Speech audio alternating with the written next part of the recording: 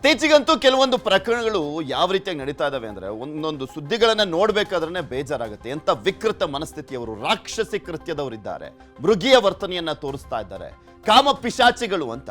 ಚಿತ್ರದುರ್ಗದಲ್ಲಿ 9 ವರ್ಷದ ಬಾಲಕಿ ಮೇಲೆ ಅತ್ಯಾಚಾರವನ್ನ ಮಾಡಲಾಗಿದೆ. 9 ವರ್ಷದ ಬಾಲಕಿ, 3ನೇ ಕ್ಲಾಸ್ ಆಕೆ.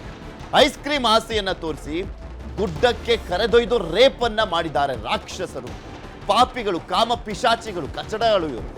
3ನೇ ತರಗತಿ ಓದುವಂತ ಮಗು ಮೇಲೆ ಮೃಗೀಯ ವರ್ತನೆಯನ್ನ ತೋರಲಾಗಿದೆ. 3ನೇ ತರಗತಿ ಓದ್ತಾ ಇರುವಂತ ಮಗು ಅದು. ಮನೆ ಬಳಿ ಆಟವಾಡ್ತಾ ಇದ್ದಂತ ಬಾಲಕಿಯನ್ನ ಕರೆದೊಯ್ದು ಅತ್ಯಾಚಾರವನ್ನ ಮಾಡಲಾಗಿದೆ. ಅತ್ಯಾಚಾರಕ್ಕೊಳಗಾದಂತ ಸಂತ್ರಸ್ತ ಬಾಲಕಿಗೆ ಆಸ್ಪತ್ರೆಯಲ್ಲಿ ಚಿಕಿತ್ಸೆಯನ್ನ ಕೊಡಿಸಲಾಗ್ತಾ ಇದೆ. ಪಾಪ. ಇನ್ನ ಆರೋಪಿ ಸಾದಿಕ್ನನ್ನ ಬಂಧಿಸಿರುವಂತದ್ದು ಚಿತ್ರದುರ್ಗ ಪೊಲೀಸರು. ಅಗಸಹಳ್ಳಿ ಬಡಾವಣೆ ನಿವಾಸಿ ಬಂಧಿತ ಆರೋಪಿ ಸಾದಿಕ್ ಅನ್ನೋನು. ಅವನೇ ನಿಮ್ಗೆ ತೋರಿಸ್ತಾ ಇದ್ದೀವಿ ನೋಡಿ. ಆ ಕಾಮ ಪಿಶಾಚಿ, ಆ ರಾಕ್ಷಸ ಇದನ್ನಲ್ಲ, ಮೃಗ, ಅವನನ್ನು ತೋರಿಸ್ತಾ ಇದೀವಿ ನೋಡಿ ನಿಮಗೆ. ಈ ಕಾಮ ಪಿಶಾಚಿನೇ 3 ವರ್ಷದ ಬಾಲಕಿ ಮೇಲೆ ಅತ್ಯಾಚಾರ ಮಾಡಿರೋದು. ಇಂಥವ್ರನ್ನೆಲ್ಲ ಸುಮ್ಮನೆ ಕೊಟ್ಬಿಡ್ಬೇಕಪ್ಪ ಸಾರ್ವಜನಿಕರ ಕೈಗೆ. ಮಾಡಿ ತೋರಿಸ್ತಾರೆ. ಇನ್ಯಾವನು ಈ ರೀತಿಯಾದಂಥ ಕೃತ್ಯ ಎಸಗಬಾರ್ದು, ಆ ರೀತಿಯಾಗಿ ಬುದ್ಧಿ ಕಲಿಸ್ಬಿಡ್ತಾರೆ. ಅದಕ್ಕೆ ಒಂದೊಂದ್ಸಲಿ ನಮ್ಮ ಕಾನೂನಿನ ಬಗ್ಗೆ ಯಾಕೆ ಬೇಜಾರಾಗುತ್ತೆ ಅಂದರೆ, ಇವ್ರನ್ನೆಲ್ಲ ಇನ್ನೂ ಅಲ್ದಾಡಿಸ್ತಾ ಇರ್ತಾರೆ 16 ವರ್ಷಗಳ ಕಾಲ. ಕೋರ್ಟ್ ಅಂತೆ, ಜೈಲಂತೆ, ಕೋರ್ಟು ಜೈಲು, ಹಿಂಗೆ ಅಲ್ದಾಡಿಸ್ತಿರ್ತಾರೆ. ಅದಾದ್ಮೇಲೆ ಯಾವುದೋ ಒಂದರಲ್ಲಿ ಹೊರಗೆ ಬಂದ್ಬಿಡ್ತಾರೆ. ಇಂಥ ಪ್ರಕರಣಗಳಲ್ಲಿ ಕಠಿಣವಾದಂಥ ಶಿಕ್ಷೆ ಆಗಬೇಕು ಅಂತ ಪ್ರತಿ ಬಾರಿನೂ ಕೂಡ ಇಂಥ ಪ್ರಕರಣಗಳಾದಾಗ ಹೋರಾಟಗಳಾಗ್ತವೆ, ಪ್ರತಿಭಟನೆಗಳಾಗ್ತವೆ. ಅದಾದ್ಮೇಲೆ ಅದು ಎಲ್ಲಿಗೆ ಹೋಗುತ್ತೆ ತಾರ್ಕಿಕ ಅಂತ್ಯ ಅಂದರೆ ಮತ್ತದೇ.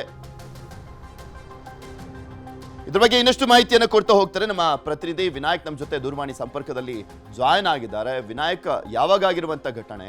ಆ ಕಾಮ ಪಿಶಾಚಿ ಅವ್ರ ಅಂದ್ರೆ ಅಕ್ಕಪಕ್ಕದ ನಿವಾಸದಲ್ಲೇ ಇರುವಂತ ಮಗು ಮೇಲೆ ಅತ್ಯಾಚಾರವನ್ನ ಮಾಡಿರುವಂಥದ್ದು ಹೇಗೆ? ಆ ಮಗು ಹೇಗಿದೆ ಈಗ?